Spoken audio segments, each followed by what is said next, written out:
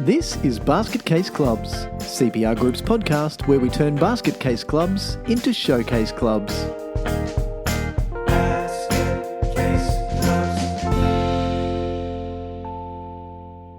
Hello everyone and welcome to this very special episode of Basket Case Clubs, our podcast where we, for the last 50 episodes, have been talking about all of the crappy things that sports clubs and associations do that are holding them back and not running as the businesses that they should, and then having lots and lots of stories of turnarounds where clubs have become really, really good. So this is a big celebration of the fact that we've made it to 50. Joining me as usual, I'm very happy to introduce my brother and partner in basket casey goodness, Steve Connolly. G'day, Steve. Woohoo! 50. Welcome to the party, dude. Hey, you're almost 50. Oh, screw you. No, I'm not. No, you've still got years to go. Hey, yeah, I'm really excited about the fact that we've reached 50 episodes. We've had some gaps in some downtime, including preceding this episode, but you know. So why are those gaps, Steve? I mean, let's look at, I had an operation most recently. You had a couple of operations, I think, in the span of us doing this. You've expanded your family in the time that we've been doing basket case clubs. And Vori is now 2. Oh, how things have changed. Yes. I'm too busy not getting any sleep, to record podcast I'm glad episodes. You said sleep then and not another word that starts with S. That happens after you have babies. I should probably be careful recognizing that our mum and dad sometimes listen to this, don't they? All right, let's see if we can keep this clean and not put an explicit warning on our 50th episode. Yeah, but I think a nice way to precursor the discussion, and in the context of what we were just saying about the fact that we've had some downtime and, things get in the way, the work that we do with our clients and helping them to avoid basket casey badness and to become showcase clubs, is that adage, do as we say, not as we do. Well, yeah, but we've been doing what we do as well. So that actually, now that you say that, I was just thinking about the last few weeks since our last hit out, and that's exactly what's happened. Yeah, there are some, I really don't want to talk about a few of them because they're cutting probably too close to the bone to be the sort of thing you want to air on public radio. But there are things that go on in clubs that you hope you don't have to deal with, and you hope that I always hope that the time that we get to spend with clubs is all about looking into the future with optimism, and then spending our time and our energy and our resources, which in some cases for sports clubs in particular are very limited, on implementing all of the great things that we've got planned for the future, going and building a better business, making more money, putting people into the right places, moving from a pure voluntary model into a hybrid voluntary model with staff, so that we can start to apply KPIs on our people, so that then we can, and also delegate some of the tasks that keep our STP, the same 10 people, that core group of people in the middle of every club, uber busy, for them to be able to then focus on some of this stuff that they never get to do, like doing a great budget, like really understanding what their insurance needs are.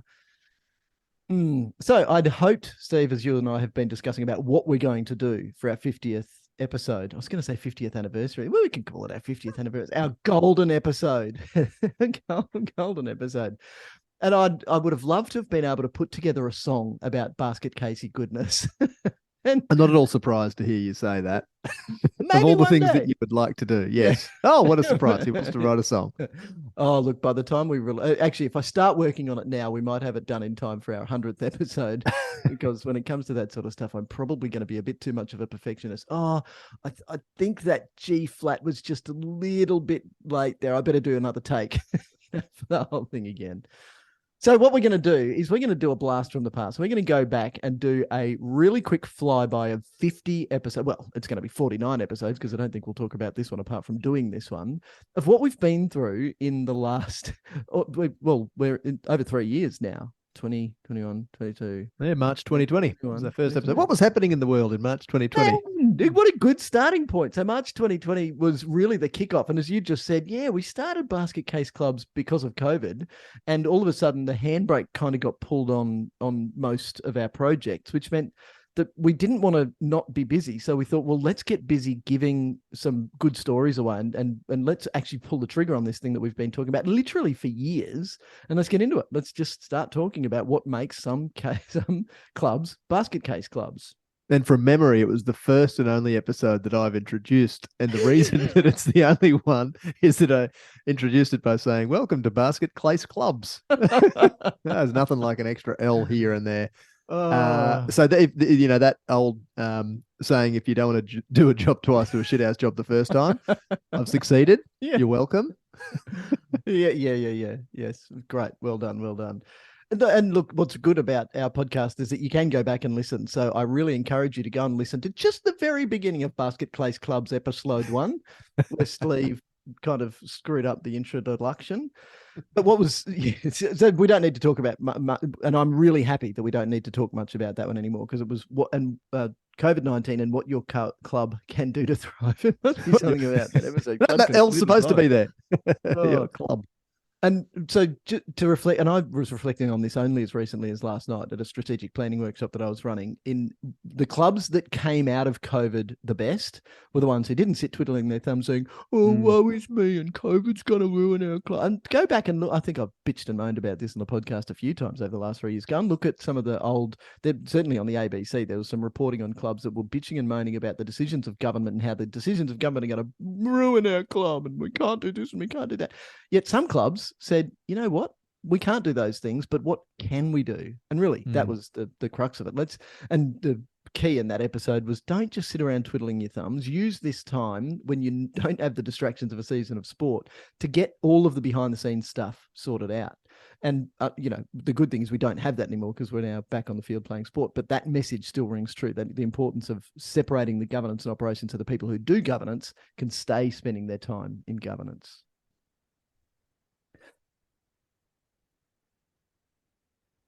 We then moved on to talking about replacing meetings with emails. And this is something that fascinates us day in, day out. And that is the acceptance by volunteers who run organizations of shit meetings that run too long, meetings that get out of hand, and recognizing that time is more valuable than money, because if you run out of money, you can kind of always make more. But once you're out of time, it's up. So spending your time as wisely as possible in your organization and avoiding crappy meetings and preparing well and doing the business that you can do between your meetings as an organization, ensuring that you're making the decisions that you've got to make at meetings in that forum.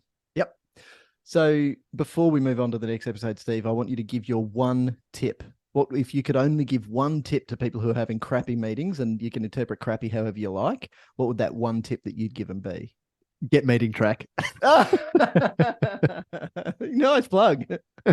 I was going to say... that's not what you were expecting. Right. Okay. No. I was going to say eschew general business. Just piss it off completely. Oh, I was just talking with Matt about an AGM that one of his Club Mentor clients has coming up. And it was real news to that client that they should ideally not be doing general business. Oh my God, that'll halve our meetings. Yep. If only half, So, absolutely. Ditch general business. Yeah. So then we moved on from meetings to assets, and how many people don't know where all of their club assets are. And okay, if you've got one piece of advice for clubs, so that they do know where their assets are, what would it be? Get Asset Track. I set them up, you knock them down. Yeah, and I think that's where we went, because Asset Track is such an important tool, and Track TRAC. And Meeting Track, meetingtrac.com.au is where you can have a look at that. It's really, we put these things together because they don't exist. So as far as meeting management software goes, you can pay a lot of money for awesome software to organize your board papers and to look after your meetings and really do all of the governance management. But if you're happy to spend $1,000 a month, fine. But for clubs, that's way too much money. So that's why we wanted a really simple meeting management system and a real simple asset management system. So yeah, that was the crux of it, is make sure you've got somewhere, and look, most of you have to anyway under the incorporation legislation, but know where your assets are so you don't lose them, because the cost of a few $100 a year, whatever it is, to subscribe to software, to save all of the time, I think it's only a couple of $100 to save all of the time, and make sure that you know where all of your phones and computers and kit bags are at the end of the season, means that you're not losing all of that stuff anymore. Yeah, just something that you touched briefly on that I think it's important to highlight again, which is that it is a requirement under the Associations Incorporation Act for associations to have an asset register. And sometimes that box will be ticked by whatever your accountant knows about and has included on your depreciation schedule, but to be operating your club as the business that it is, you really should have a proper asset register that truly reflects what you own and drives your preventative asset maintenance. Yep. So we've done a few interview episodes as well. So one of those that you did was with Sharon and James from Suncoast Spinners early in the piece, and that was we haven't probably done as many of these as we would have liked, because it's always so wonderful to sit down and hear from the mouths of the people on the ground running these organizations that so we haven't done as many of those interviews as I probably would have liked. So, and we've got a few that we've got scheduled that'll be coming up in the next few episodes, which is great. So keep listening. But Sharon and James have really turned Suncoast Spinners Wheelchair Basketball Club around, along with the team of people with whom they've been working for the last 6 or so years since getting involved in the organisation. And excitingly, James has just been over in England representing Australia, the Wheelaroos, in the Wheelchair Rugby League World Cup. So that's they fantastic. They did really well. They smashed Ireland, beat Spain, got rolled by France in the semi, I believe. So, and as expected, because France were shit hot. Okay. So, and the final actually was on last week when we were together for Vori's baptism. We were at the pub, and which is how we celebrate all things, is go to the pub. Remember that episode I was talking about getting on the wagon again? Oh dear, I'm not an alcoholic. So the final between France and England was on, and I don't know who won the wheelchair basketball. Yes. Okay. So anyway, that was really exciting, and so go and have a listen to that, because they had a lot to offer in terms of learning outcomes from their club that they have shared with others. Yeah. The next couple of episodes we did were largely about constitutional stuff. So stuff that's in the Constitution. Nerdy stuff. Understand it, and then some stuff about amalgamations. But I want to get to the next one, where the 7 most expensive words in business. This is how we've always done it. So how often do those words come up? And it's at the beginning of every planning session. I say, right, 3 things you're not allowed to say. We do it like this because that's how we've always done it. We tried it once and it didn't work. And if it ain't broke, don't fix it, because they stop you being able to think creatively, or they stop you being able to think innovatively. So that was a good fun episode to do that one as well. And then we got into the emerging. So this is in coming out of COVID, that was where we started to. Also, we thought May 2020. Yeah. Sorry. This thing will be behind us soon. Yeah. And then, yes, things kind of went a little bit pear-shaped after that. But it was, and I'm very happy to say that you don't need to go and listen to episode 8, because hopefully we won't have any of this again. It's like a 1 in 100-year flood, Steve. It happened this year. So we're not going to get one until good for 99 years. 2132 now. Yeah, we're going to be fine now. No, I don't think that's the case. In fact, I think we had an episode about flooding, which we can get to. To come back to that point that I was touching on earlier about time being more important than money, we focused on exactly that in running your organization and ensuring that you are running it as the business that it is, and making use of technology that used to be available only to the largest of multinational corporations, that is now affordable and accessible to all sorts of groups. Yeah. Both for profit and not for profit.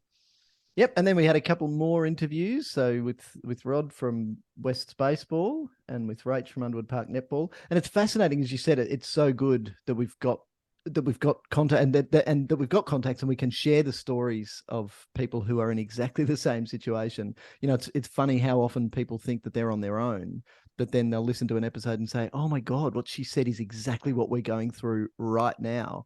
And the sad thing, well.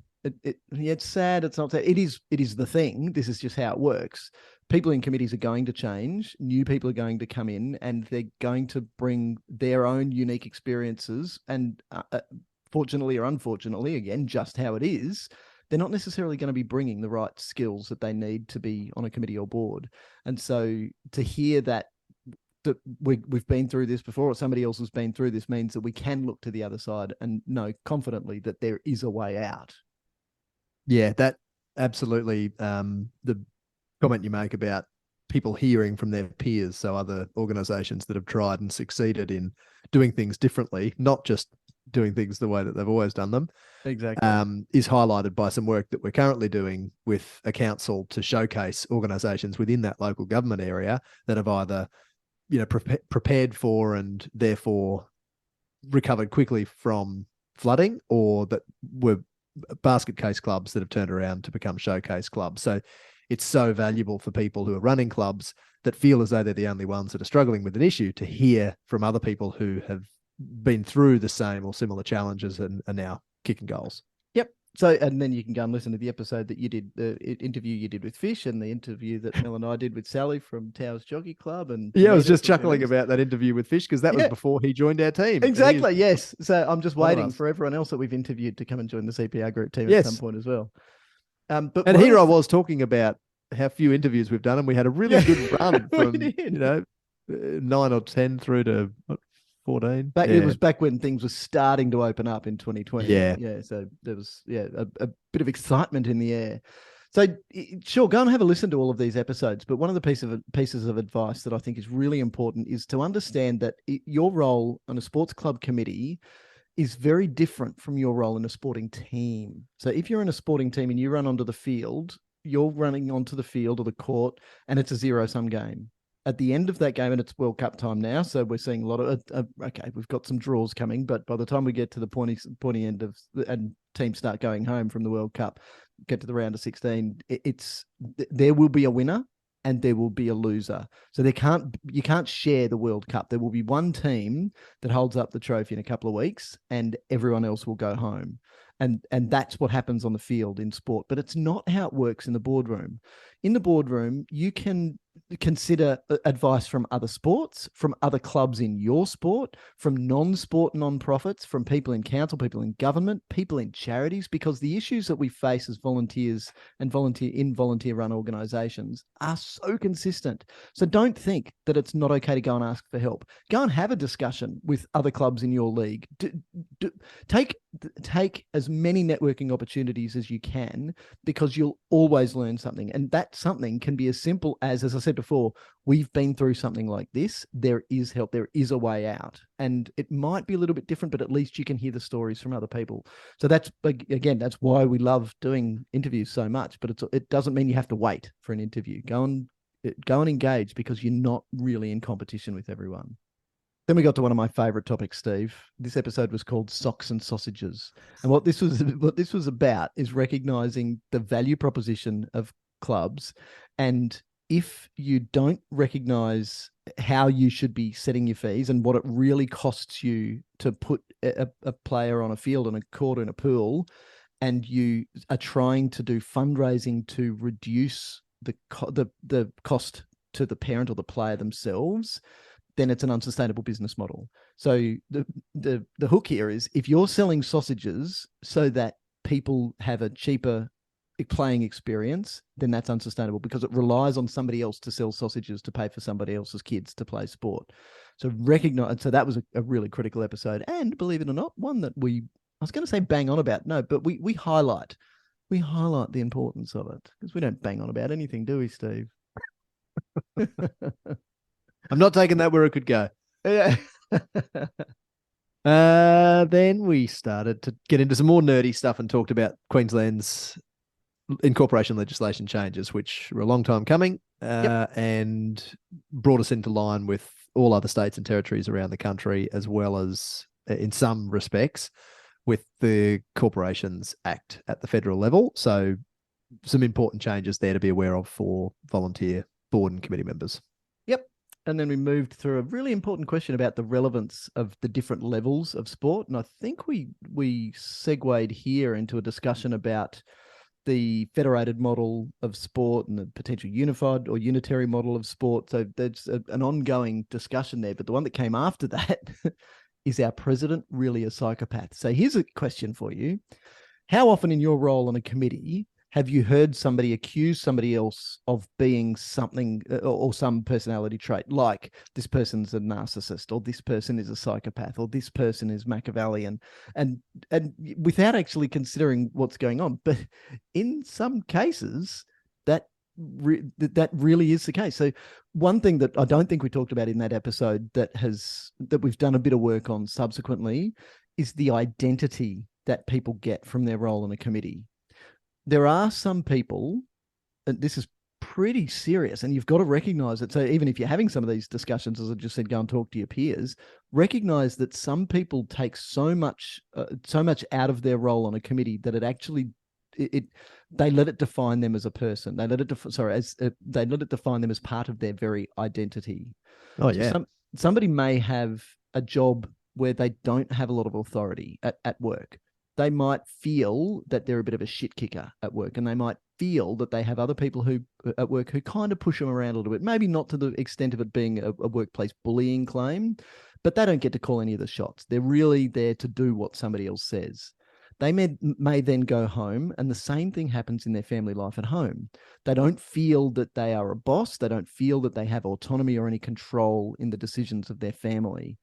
But then they go to their club. They get elected as, let's say, president, and they really take that to heart. And it puts them in a position like kids who grow up in abusive relationships, kids of abusive relationships at home are unfortunately more likely to become abusive in their relationships down the track.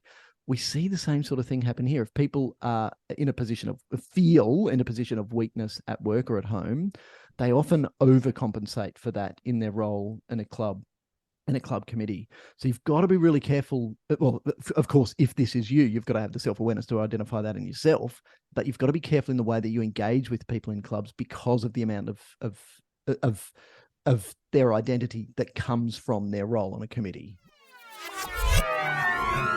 So then after another great interview with Richard from Wellers Hill Bowls Club, that was just so exciting because it was really it's such a great turnaround story from them.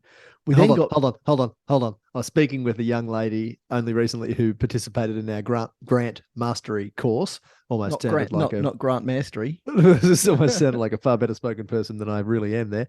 And she lives near Wellers Hill Bowls Club, and it was only late in the conversation that it came to light that it was Wellers Hill Bowls Club. And she was telling me about this local bowls club where, you know, her and her partner and their friends frequent and have a great time. And anyway, then the initiative that she's looking to launch, it made sense to maybe speak with this bowls club. And then it came out that it was Wellers Hill. I said, you got to speak with Richard because he's really interested in this. So I'm so glad that that's still happening. Yeah. But it demonstrates that don't just sit around waiting to die. You know, many, and unfortunately, that's exactly the case. I did an interview with ABC this year, I think, when a bowls club down south had gone belly up. And it was, I really had to bite my tongue the whole way through the interview to say, well, what didn't they do 6 months ago? What didn't they do 6 years ago? Look well enough into the future so you're not just waiting for the Grim Reaper to come and lock the front doors of your club. And another case in point is another council has just contacted us and said that they've had a bowls club contact them and advise that they've worked out they've got 18 months of trading left the way they're going because of the money that they've got in the bank that they're tipping into, and they've recognised. So they are doing it, not 12 months early, but 18 months. And they're saying, we need help. So now council's sending us in to help. Fantastic. That is really, really good. So then we got back to conflict. Real basket casey stuff. We called this one "Get Off My Field," dealing with conflict over shared sports facilities. This was a pretty hot topic that we went through in 2020 and 2021 with it happening a lot. So particularly as it would look, 2020 was probably a reasonable year because there was so much flexibility with the extension of the winter sports seasons and the flexibility of the summer sports seasons to let them have a bit of a go. And everyone was just a bit conciliatory because we were all in it together. Yeah, and then how much of that was reciprocated at the other end of the season with an extended summer sports season. And I think people were just really happy to get back out onto the field. However, of course, then we had more shutdowns and more interruptions. So it was probably a good time. But we started to see some of those fights starting to fester again. So that was a really good opportunity to look at what sits at the root of a lot of those complaints and a lot of those problems. And then we jumped into planning. So we talked first about planning for grants and then about planning on and building great aspirational goals. So when we talked about grants, the message here was if you want to get good grants, forget about grants. How do you forget about grants? Just run a really freaking good business so that I ran past a sign in Canberra the other day, Steve, and the sign just said frickin'. And then underneath it in small writing, it said fried chicken. And I stopped and I laughed and I thought, I needed a good Got me. It was puffing. Yeah. It was just so good. I thought that was cool. It's run a really fried chicken good business, so that you're making enough money so that then the grant agencies want to give you money, because everyone wants to back a winner, baby. They want to give money to those organizations that they're pretty sure they're going to get a handshake and a ribbon cutting ceremony on the front page of the paper. That's what they want. Yeah, and then the less you need a grant, the more likely you are to win it. Ironically, yeah. And then that led us into a discussion about planning and how it's okay to set really big goals. So what I would add to that, and this is kind of a postscript to that episode, is yes, absolutely think really big. The old saying, I think Janita said something like this: it's shoot for the stars, and if you land on the moon, you'll be happy. That's kind of what we were getting towards. But you still need to be able to break those big goals down into baby steps, because you need to be able to see, okay, what's the one thing I can do this week? What's the next thing I can do the following week or month? What's the next thing I can do after that? So break it down. But it's still having those big, audacious, big, hairy, audacious goals is still good, because it means that you can tell if you're taking those little steps in the right direction. Yep. And we, as part of our strategic planning process now, are offering to clubs, as part of that process, a action list. So here are your top priority things that you need to get done. Here's the stuff that you've said, reflect your goals and aspirations for the next 3 or 5 or more years. But this is the list of stuff that, in collaboration with one another, we've identified as being the highest priority for implementation right now. If you get this stuff done, you're well on your way to achieving your strategic outcomes in your plan. Yep. I'm going to jump forward a few episodes, Steve. There's some more great interviews in there, and another bowls club that is doing good stuff at Bulimba, and talk about the gravy train. So just on the back of grants, one of the things that clubs often do is put an over-reliance on the sweetheart deals that they've got with their councils. So they set up an entire business model that's based on them paying no rent, no lease fees, sometimes no water, sometimes no electricity. And they build a business model around that, not realizing that all of that is at somebody else's, all of those benefits are at somebody else's whim. So if council says, hold on a minute, redoes their policy and says, right, now you're going to pay rent, you're going to pay commercial rates, or maybe we'll give you some rebates, but the rent, we'll give you, but it can go from $0 to thousands of dollars a year, so thousands of dollars a quarter. In Brisbane, it can be $60,000 per year per field just for water. So they're starting a long way in the red compared to clubs who have that paid for them.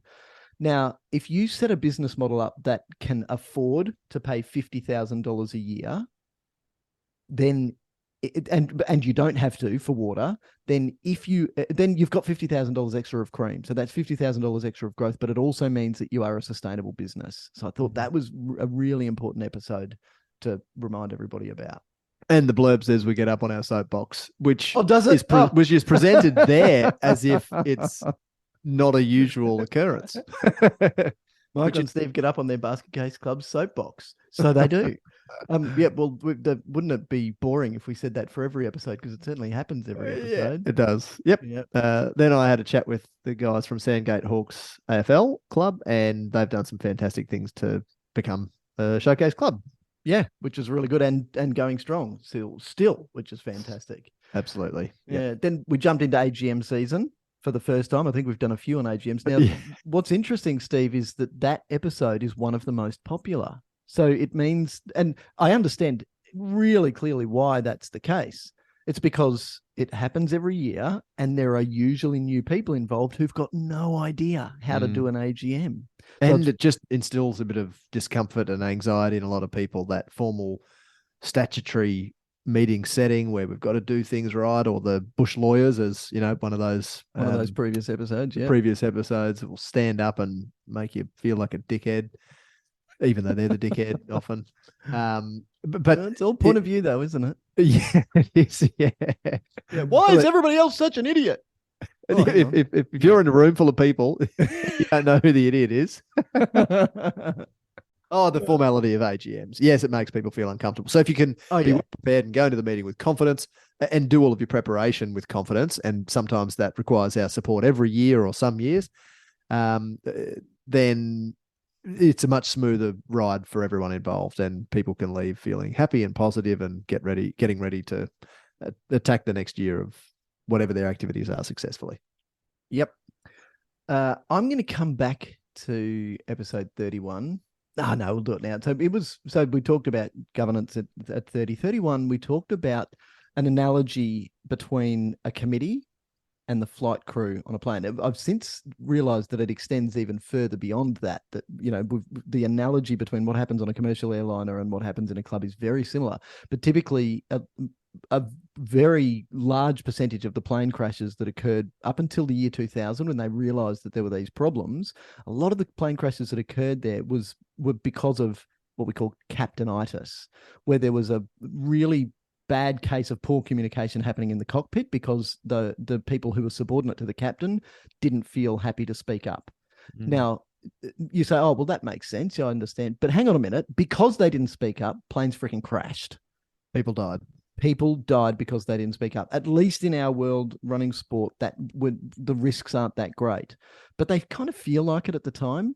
And so you've really got to understand that the committee room needs to be a place of safety where I can challenge you, because we're not here for Steve versus Mick or Mick versus Steve. This is about what's best for our organization. So we have to have each other's permission to hold each other to account by asking the difficult questions and by challenging decisions, and not just admit or just think, oh, well, because Steve's president, I better not challenge him in public. No. This is not public. This is the committee room, and you need to challenge. You need to be challenged.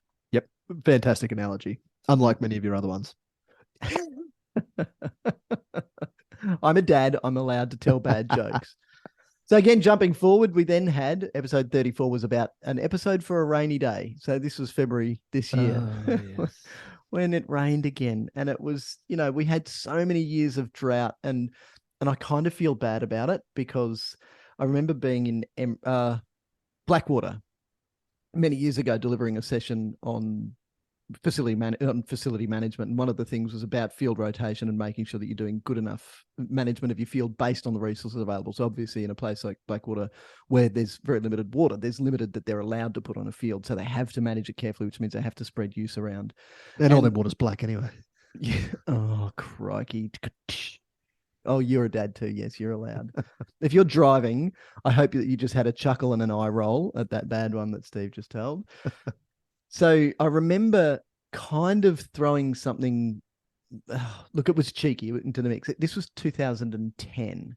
And I said, what's going to happen? We're all talking about droughts, and we're talking about moving from natural grass fields to synthetic grass fields. And even in places like Blackwater, where the cost would be very, very high and the usage would still not be at anywhere near the maximum that they experience in metro areas. And I said, what's going to happen? It's going to start raining, and then you're all going to complain about it being too wet and your fields being closed, and then it's going to flood, and you're going to complain about fields being underwater with flood water. That was 2010, Steve. What happened in January 2011 in Brisbane? Yep. Yeah, just that. So Toowoomba, the Brisbane Valley, and it was devastating. It was so bad, and so many people lost their lives, and so many people lost their homes, and so many clubs lost everything. And then the same thing happened again this year, only 11 years later. And one of the absolute showcases, unfortunately, the week before the floods, and I had lunch with one of the designers for the synthetic field at Mitchelton Football Club, which floated away in the flood. And it was an absolute showcase, a pinnacle of how good a synthetic field can be. And it was built in the right spot. That was the first time that place had flooded. And now thinking back, my lunch with those guys was in the rain. We all got absolutely hammered running to and from our cars from the car park from where we'd had lunch. And then it just didn't stop raining. And that was the Friday, and then the rains came up over the weekend. And it was actually really sad. So my next discussion with Jared afterwards was, wow, that was bad timing. Yeah. That was What's really interesting, though, just to follow on from that particular episode, given some work that we've been doing locally in disaster resilience planning, given that we're coming into another La Nina likely very wet season, is that every flood is so different. So I've been out, interviewing clubs in the past few weeks who've been hit really heavily by floods, particularly in the Brisbane area. And it's fascinating to see that, some organisations didn't even flood in 2011, but in 2009 they'd been smashed, and then 2022 they got smashed, to the greatest extent in their history. And, even sheds that they had constructed higher up a hill got flooded, as just a completely unexpected outcome. But, and then down the road, there'll be an organisation where the 2011 flood level is a lot higher than the 2022 flood level. So it's important for organisations to recognise that you can't anticipate if you're in a flood prone area or you're in a storm prone area, and if you're in southeast Queensland, the likelihood's pretty high that you tick one of those boxes at least. And if you're in North Queensland, it's called a cyclone. Well, that's right. In the territory, it's called a cyclone. Far more used to it, I think, up there. Yeah. But and therefore have a maybe a heightened degree of vigilance in preparing for. Listening to the Bureau's forecast is what I'm really getting at there, as opposed to us down here. I'll say, they'll probably have it wrong again. Yeah. But it's important for organisations to recognise that every flood, every weather event, as much as I hate that term, is so different. And bushfires, Steve. So it's the same for bushfires. It's the stuff that can rip through and ruin everything. Yep. Yeah. And so being prepared, you can't stop that stuff. You can't stop a cyclone. You can't hold back the ocean or a rising river. You can't stop a bushfire once it's roaring through, but you can be prepared before it happens. And so, like I say to my kids, when we go and do something like change a tire on a car or something, or do some work in the yard, I say safety first. So shoes on, gloves on, hearing protection on, glasses on, because you can't do safety second. You can't go back after you've dropped a brick on your foot and say, hang on, just let me go and put my steel caps on to stop this from happening. You can't go back in time. So that's why it's so important to make sure that you've got, even as simple as having good file storage. Where are your files stored? If they're in a filing cabinet, they can either be burnt or washed down to the mouth of the Bremer River or the Fitzroy River. So really think ahead and do what you can.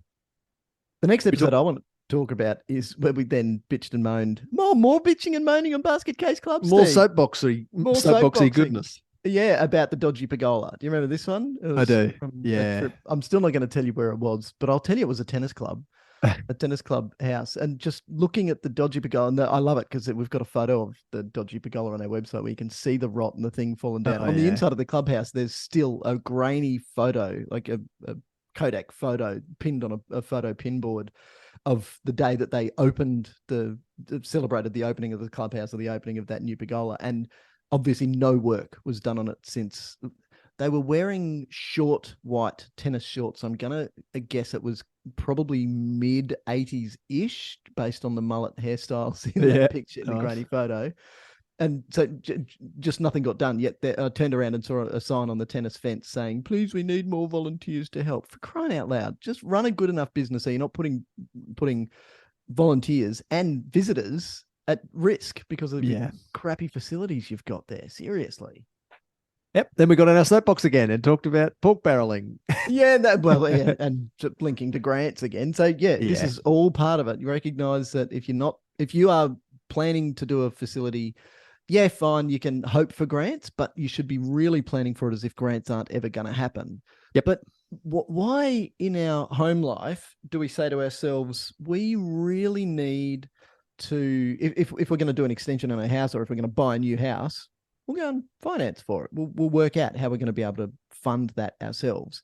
Yet we get to our club and we say, no, we've got to wait until we get a grant. And people just hold off and hold off and hold off. In the holding off and just focusing on waiting for a grant, you're not doing anything. So you need to take action. Now, those actions can be really small to begin with. It just might be some extra business unit that you begin. If you don't run a canteen, start by selling prepackaged food so you can really minimize any risk of food handling.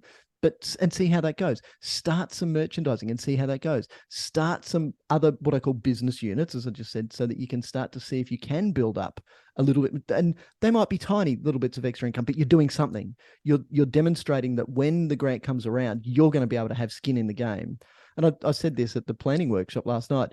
Why should every ratepayer fund your sport when some of those ratepayers hate your sport? Some people hate sport altogether. Some academics hate sport because they were the nerds at school, yes, guilty as charged, who got beat up by the jocks.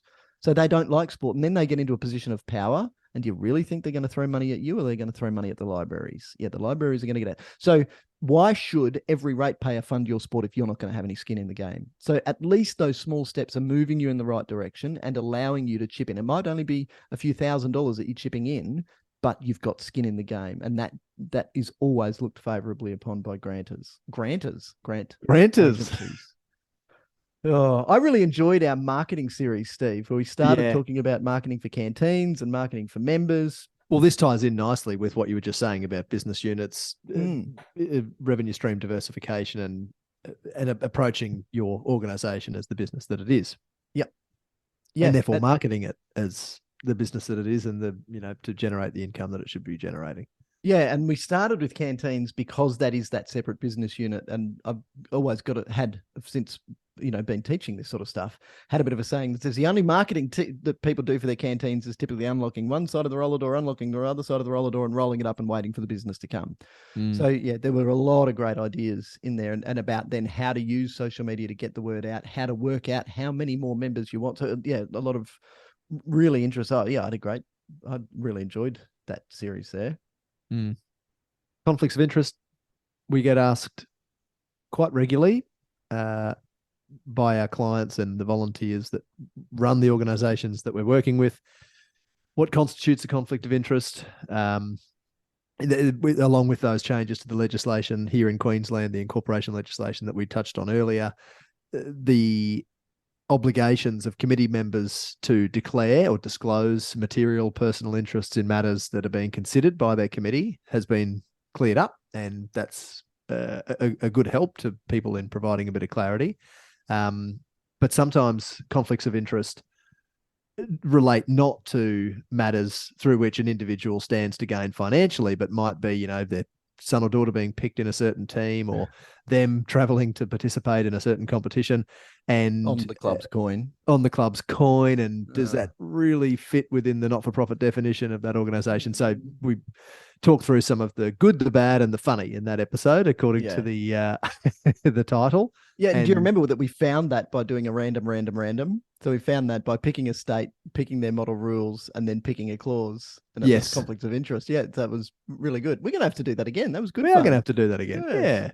Yeah. So there was a bit then about sanctioning bad behavior. And one of the things that bugs me about this is that if you get a rogue member of the committee, and our example here, I think, was a dodgy president, so many times we don't take action. So many times we don't take action because we're worried about hurting their feelings, not remembering that, hang on a minute, our organization has feelings and we need to protect the feelings of our organization, which means that not only do we have the ability to take action, we kind of have an obligation to, because we need to be protecting the best interests of our organization. Now, that might not be kicking somebody out of the club completely. It might be simply removing them from office if they're a committee member, or giving them a bit of a suspension as a bit of time in the timeout corner.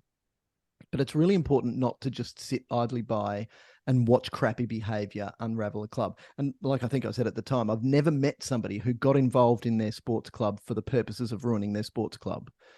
However, I've met lots of people who have ruined their sports club because their good intentions, slowly with incremental progression, turn against the best interest of the club, and they don't realize that self-interest that has just bubbled to the surface, and then it skyrockets and they can't see the difference.